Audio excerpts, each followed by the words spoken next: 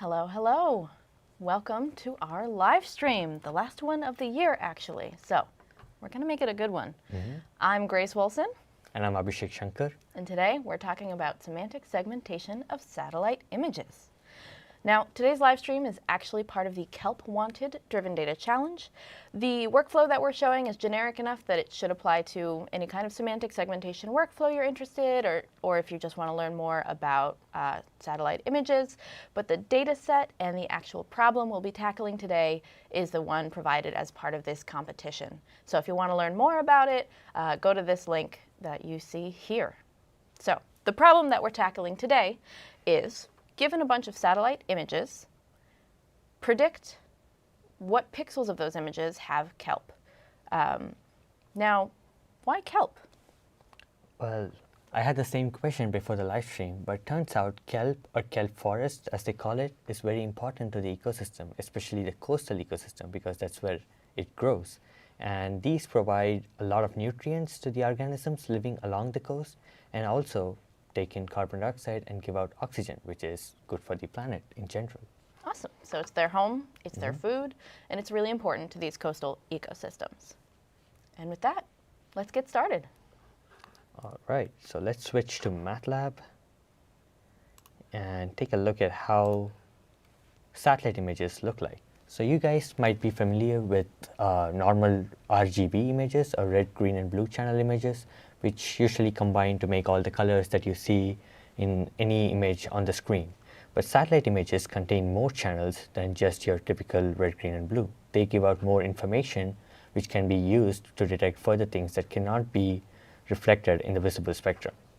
So in this image here, you see 7 bands or channels of the satellite image that we're using. As Grace mentioned, we are using the data from the Kelp Wanted Driven Data Challenge. So these have 7 channels, and the first 2 of them are infrared. It's shortwave infrared and near infrared, followed by the red, green, and blue. And then you have something called a cloud mask and a digital elevation model. I like to think of satellite images as like a tall stack of pancakes. They're just pictures on top of pictures. Yeah, that's a good analogy. And so we'll start by first reading the first image. Let me run this section. And then we'll view the first 5 layers, which is based on the light spectrum.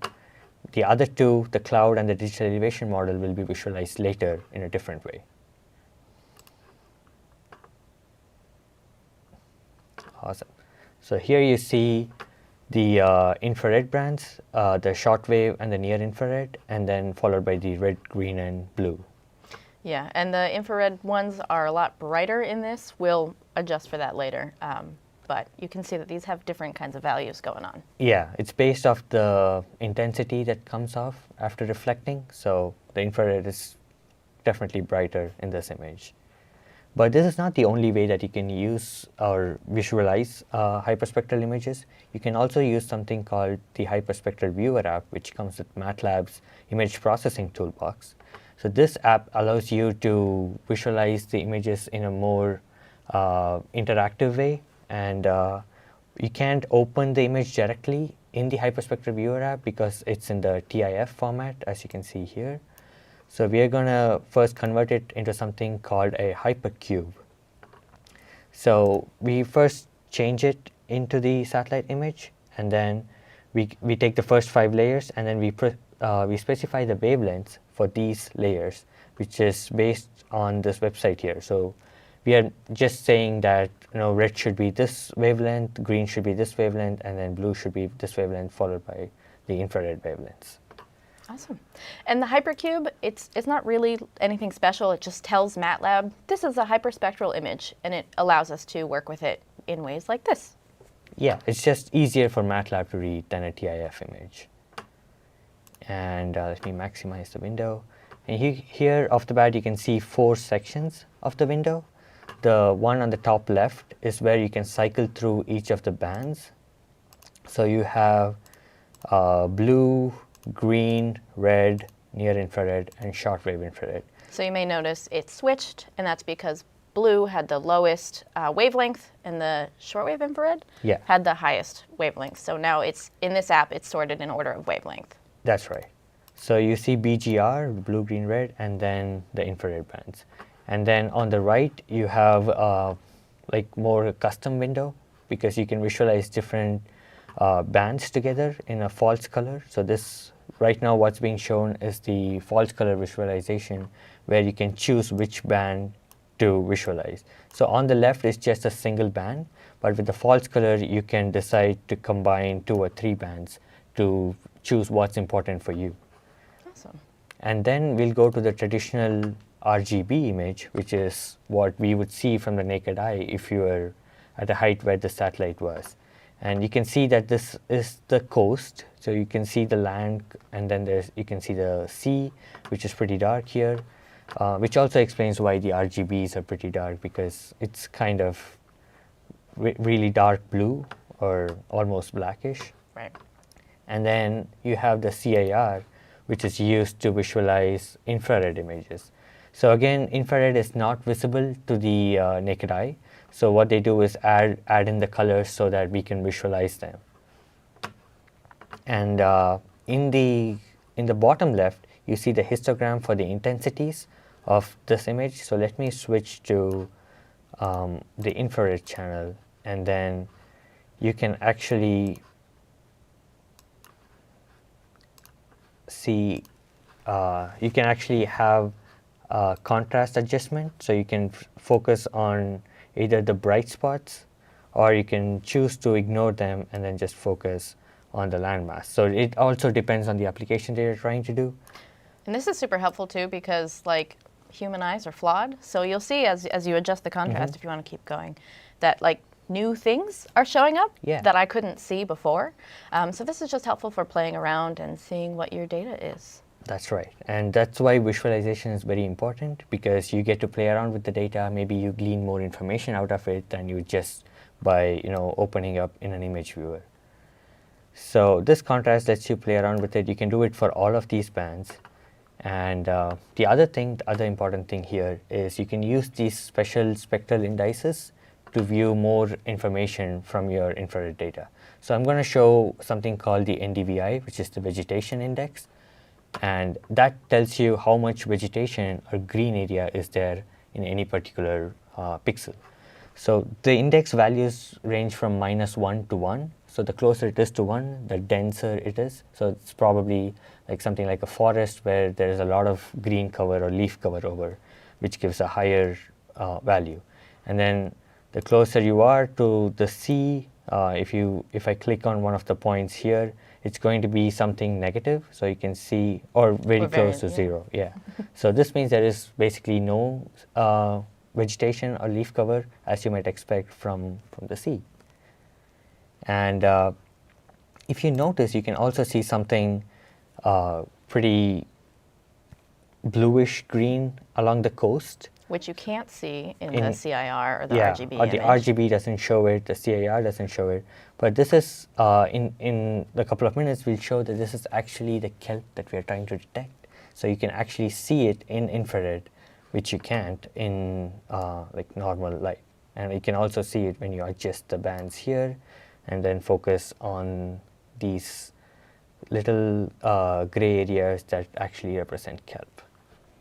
Fantastic. And that's why it's important to have satellite images, because you've got a whole bunch of extra stuff going on, and to play around with your data. Yeah, and infrared actually penetrates deeper than the surface level, so you can still see kelp a little bit underwater, which is pretty cool. Beautiful.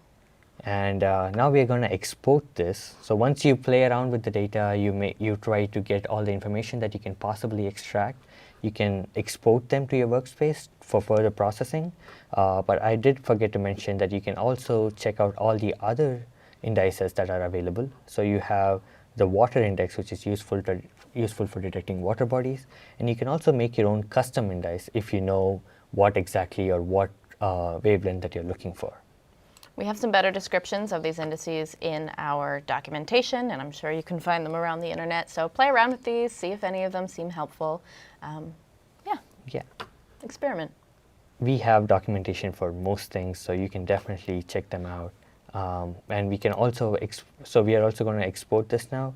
So I'm going to export the RGB, because that's what we're going to be using for the rest of the live stream, but you can also export the spectral indices like the NDVI that I just showed here. You can export it to the workspace and then play around with it more in a programmatical way. And I'm going to export just the RGB here, but you can choose to export all of them if your workflow requires them. So now that that is done, we then go to the visualize the physical properties. We can't forget about those. They also give us important information, like the cloud mask, for example, can be used to check where there is cloud in the image. So here you can see not a whole lot of cloud today. Yeah, it's a very clear day. So you can see like tiny specks of cloud along the diagonal of the image. And it's also possible that because the satellite is so high up, these clouds look very tiny. Right. But in general, it seems to be a very clear day. Definitely not anywhere near New England. No, especially not around this time of year. And the next thing you can do is visualize the elevation map.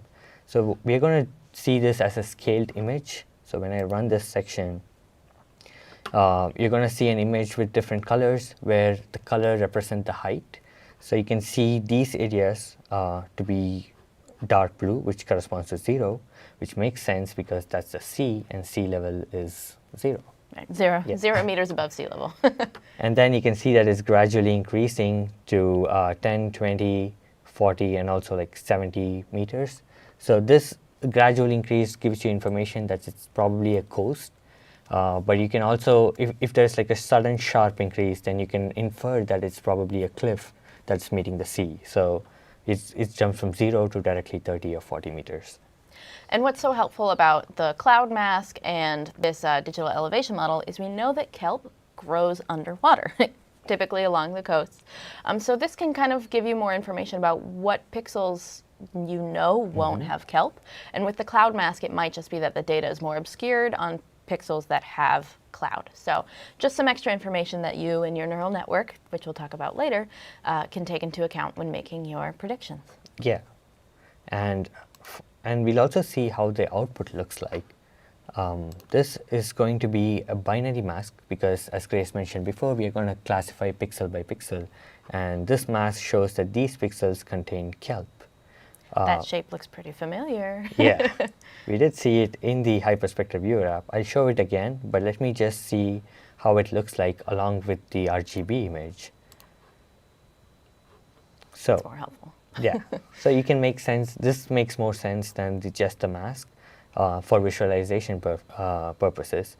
And here you can see that the kelp definitely grows along the coast, and it's not in the landmass, it's actually in the sea. So it's a little bit underwater. And if I switch to the Hyperspectral viewer app, again, adjusting this contrast, you can see it in just infrared. But then there's also chance, it doesn't mean that all of this is kelp. There might be something that's not kelp too. That's why we use deep learning to detect only the kelp part of what's reflected from the infrared. Right. And with that, I will switch it to Grace, who's the deep learning expert here, to do the deep learning part. And Awesome. while we switch, if you have any questions, put it up in the comments and we'll take them as we go. Yeah, so throughout the whole live stream, just feel free to comment questions. We'll be monitoring. One of us will answer it. Yeah, so we'll take a few minutes for questions.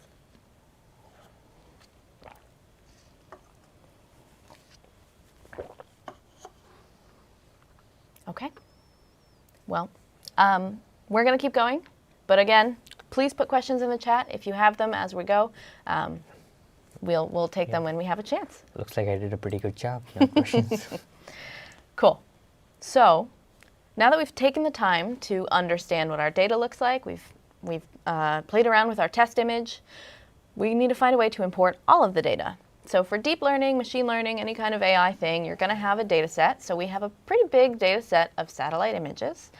And if you loaded all of those images into the workspace at once, you're going to get pretty messy code, and you'll probably get some memory errors because Again, data can be big, and especially if you're working on a not so amazing computer, which I know my laptop at home has seen better days. So what I'm going to do is I'm going to use something called a data store, which essentially allows us to point to where our data is and say, hey, here's the data. When I ask, not now, but when I ask for it, import this data in small chunks. And when it comes to pictures, the default small chunk is one image at a time. So I'll use an image data store for the satellite images, and then I'll use this pixel label data store specifically for our labels.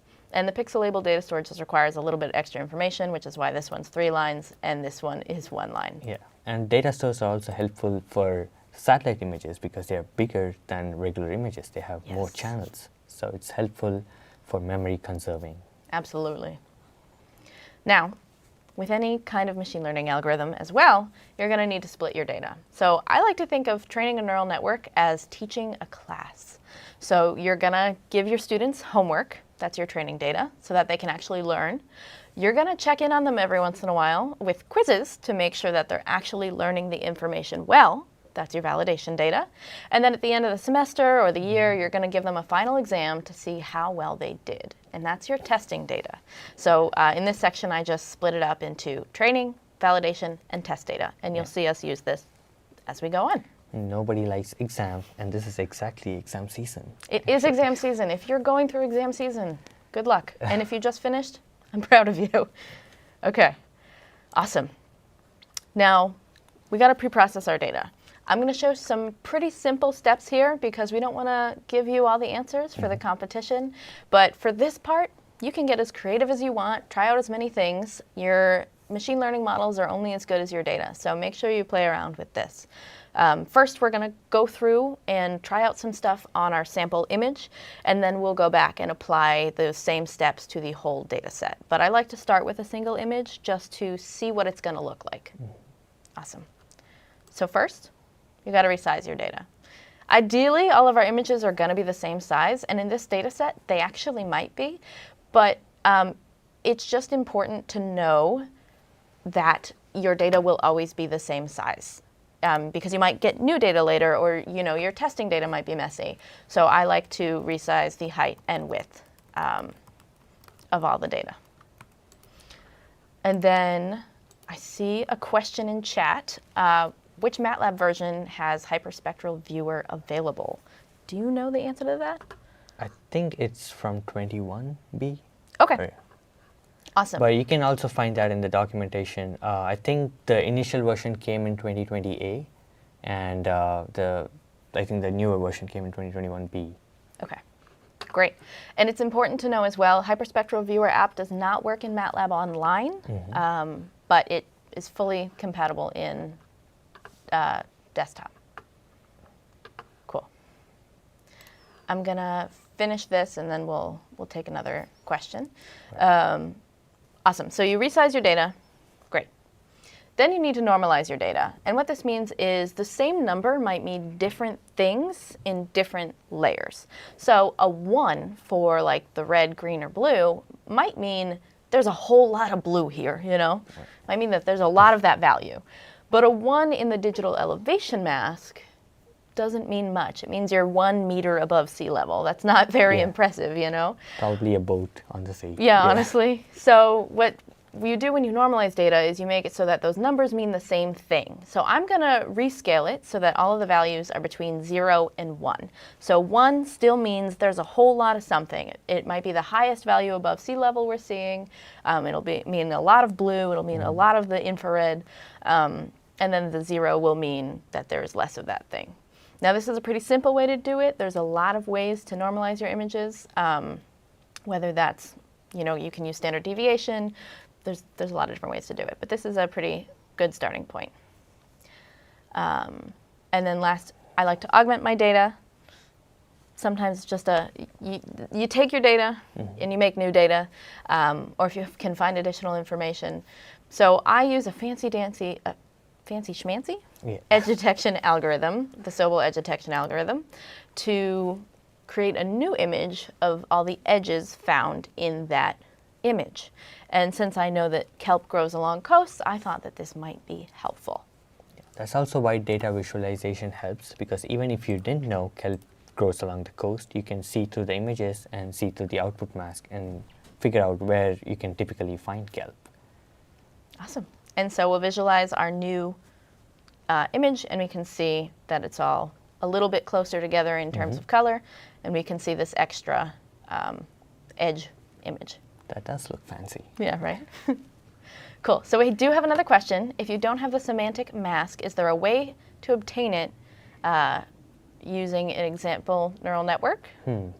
Since this is a neural network that we're training with input and output, which I think you would need to have the output mask as well. I'm assuming that's what the question means. Yeah, I want to tackle a couple edges, or a couple, yeah. So for training your own model, you typically need the inputs and outputs. You could try to create your own outputs, again, since we were able to visualize the kelp. But again, that could get messy because we're not entirely sure how accurate it would be. And if there is a pre-trained neural network that already does something similar or does that exact function, you could try to manipulate your data to match what that pre-trained neural network needs and then use that to generate data. But that is very specific.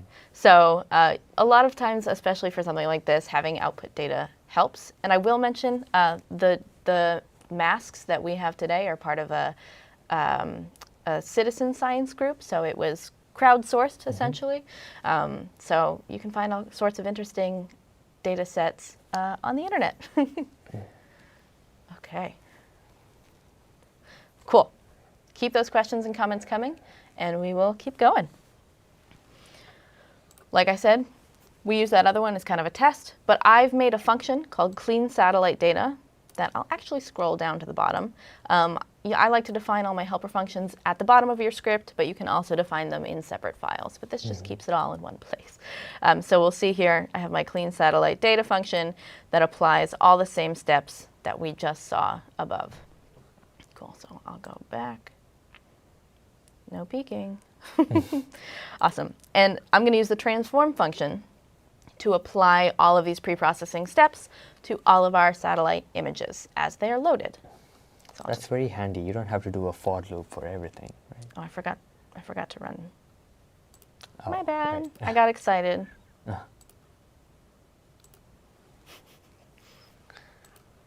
There we go.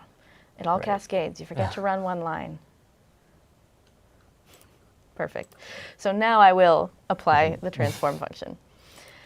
And then I'm going to use the combine function to associate all of my inputs with all of my outputs.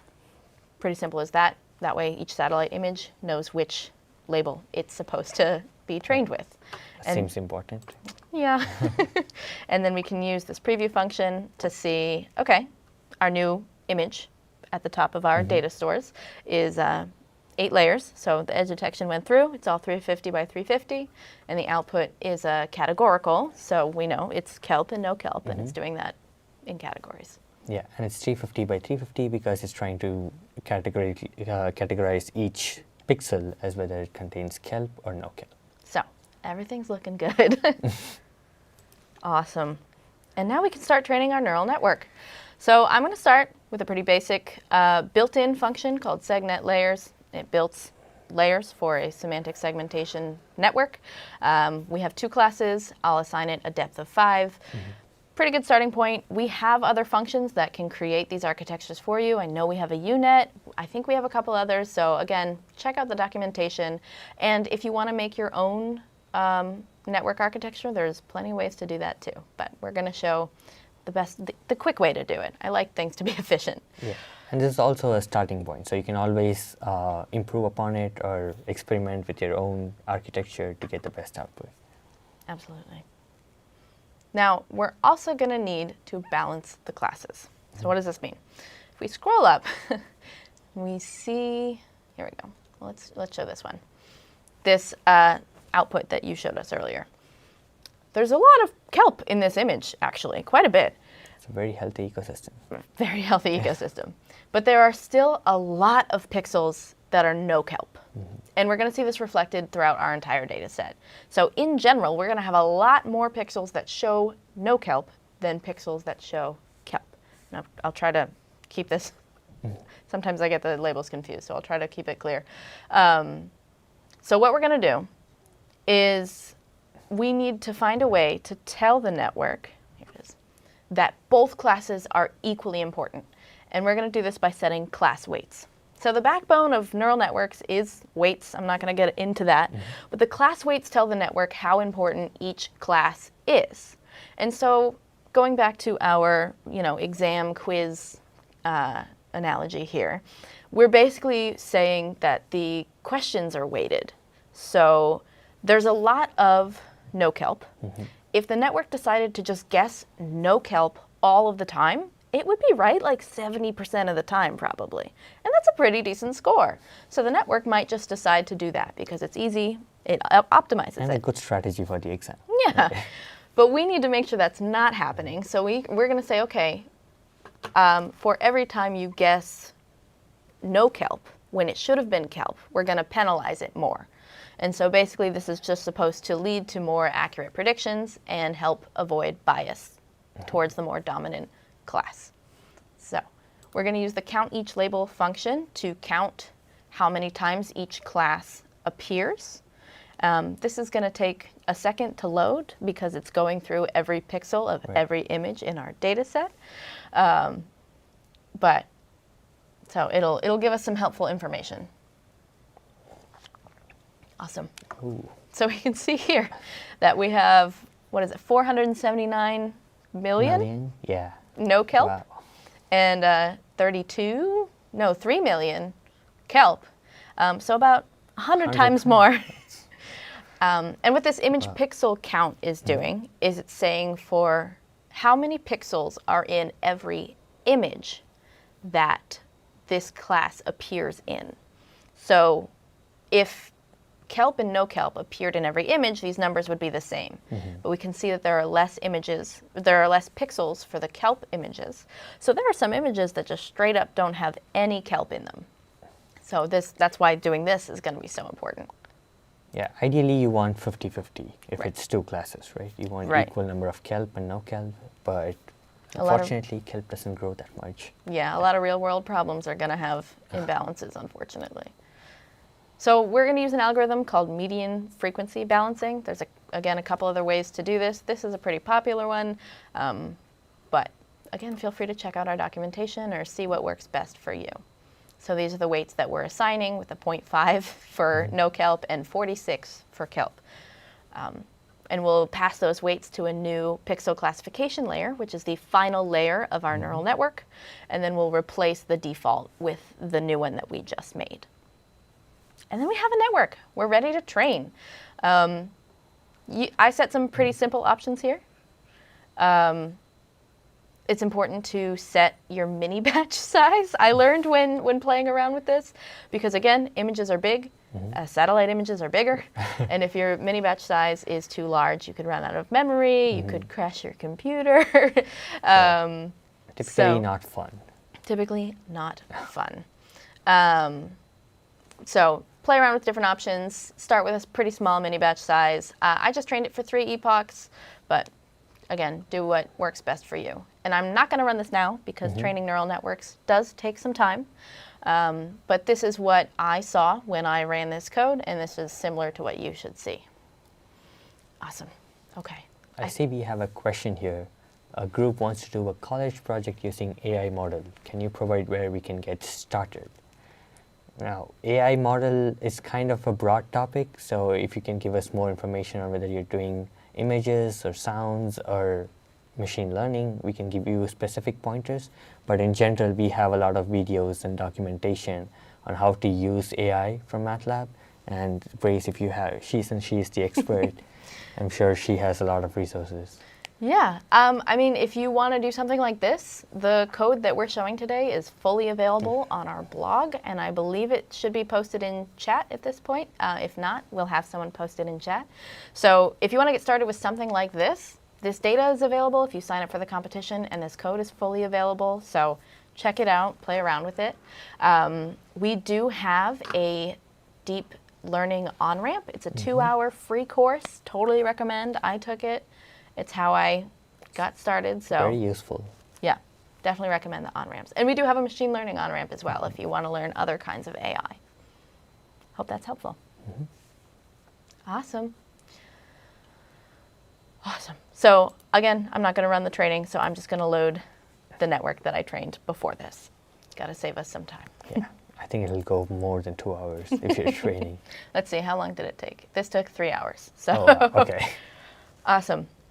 And now, I will mention, we passed the validation data in this step. And so we can see the validation accuracy here. And so the validation data, again, like I said, is checking in on training. So our training data, we see how well it's going. So that's our mini batch accuracy. But sometimes you learn the homework too well, and then you can't apply that knowledge anywhere else. So the validation data is checking in and saying, hey, like, let's give you some similar concepts, similar images. How do you do?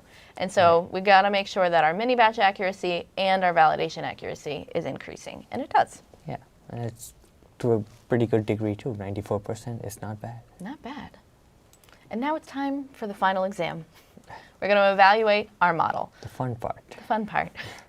So for this, we're going to apply our pre-processing steps because, again, you got to make sure your data is consistent.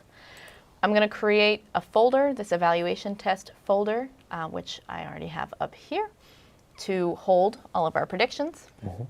And you can use the semantic seg function to make predictions using your semantic segmentation neural network. So I used our whole data store. If you want to use it on single images, you can. But I just pass it our data store, our trained neural network, and again, the options that we want to use, mini batch size, and where we want to write it. Again, I'm not going to run this because it does take a little bit of time, and we have about 900 images. So I ran this ahead of time. So now, this returns a pixel label data store when you pass it a data store as image. So I'll create a pixel label data store that points to our output folder. And then we'll use this evaluate semantic segmentation function, not folder, to get some pretty common metrics when it comes to semantic segmentation. So things like intersection over union, accuracy, and you'll see this is processing the images pretty quickly. So it shouldn't take too long. And if you're doing this live script at your PC, I think you should uncomment the previous lines and then run this. What's the function called again? I think it's called Semantic seg. Semantic seg, yeah. Yeah, be sure to run this when you're doing it on your own. Cool. Again, so as we'll see in a couple seconds, this is going to return accuracy, but also a couple other things because, as we talked about with semantic segmentation, sometimes accuracy is not the only metric that matters, especially when you have the unbalanced classes like we do. So we're going to want to make sure that it's doing well overall. So our global accuracy is 94. That's pretty good. And our weighted IOU is 93, but we have some lower numbers here as well. So we'll want to check out a little bit more, do some investigating. And so part of what comes with this output is a confusion matrix, which is a very common tool in any kind of classification thing. And since we're classifying pixels, we can use this. So we'll extract the confusion matrix so that we can see it. And basically, we want these to match. So ideally, these diagonal would be high numbers, and this diagonal would be low numbers. So here, we predicted no kelp, and it actually was no kelp. But here, we predicted no kelp, and it was kelp. So that's still a lot of misclassification. Here, we predicted kelp, and it was no kelp, which also happened quite a bit. And here, we predict kelp, and it is kelp. So we do pretty good. This is better than completely random. It is a starting point. But again, we didn't want to give you guys winning solutions. So yeah, that wouldn't be too fair. Yeah. So this is a pretty basic architecture. We didn't use all of the data to train this neural network because this is just a sample. So when you do this on your own, hopefully you'll still start to see some higher numbers. And you can also play around with different architecture because neural network training is kind of an experimental process, right? You got to try different things. Some of them will fail the exam, so you have to train a new student to take the exam. Absolutely. Deep learning is an iterative process. So, like you said, try out different architectures, process your data differently, work with more or less data. You know, maybe you try a network with just the near-infrared layers. I don't know if I recommend it, but you can try it. I haven't tried it. Nothing wrong in trying these things. So you're going to run a bunch of classes, train a bunch of students until you get your star pupil. Yeah. So once you Kick have out the failures. once you have a neural network that you're happy with, you can use it to create submissions on the submission test data and upload it to the Driven Data website. So this part is specific to the challenge, but it's brief. So you'll create a folder, test satellite, which again you can see we have here. I'm sorry, test Kelp. The test satellite is the testing submission folder. And then we'll create test Kelp to hold all of our predictions. We'll get a list of every image in the test satellite folder and then use this for loop to make sure that the submission is in the correct format for the competition. So we'll go through each image in the testing folder. We will extract the ID, because that's how we know which input goes to which output, is they all have an associated ID. So we'll extract the ID, create a new file name for our prediction, make the prediction using our neural network and the pre-processed satellite image, and then create a folder and create a file and export our prediction. And then, once you're done, we can use the tar function to create an archive of all of our Kelp data, which you'll see just appeared here. So this makes it smaller, it's easier to upload, and for the challenge, your predictions do need to be in a zip or tar archive. That makes it very convenient for them to submit. Right? Yeah. And that is everything. We'll be around if you want to put more questions in the chat. We'll stick around for another minute or two. But just a reminder, if anything that we showed you today looks interesting, check out the competition. We'll be there. We sponsor this competition, so we're in the forum. We provide a bunch of resources like complimentary software and this starting code, and we're there to answer questions. So. And it's also got a significant cash prize. It does. Put your skills to the test. See what you've learned from today. Okay. Any questions?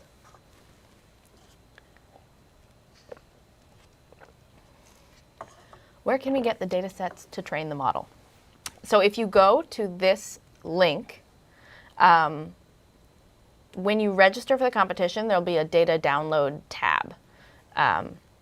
So the data is associated with the challenge, and it is freely available. You don't have to pay anything. You don't even have to submit, but you do have to join the competition in order to access the data. And we encourage that you play around and submit anything you got, because you'll be on the leaderboard, and that counts as something. Yeah, you never know. You might also win it.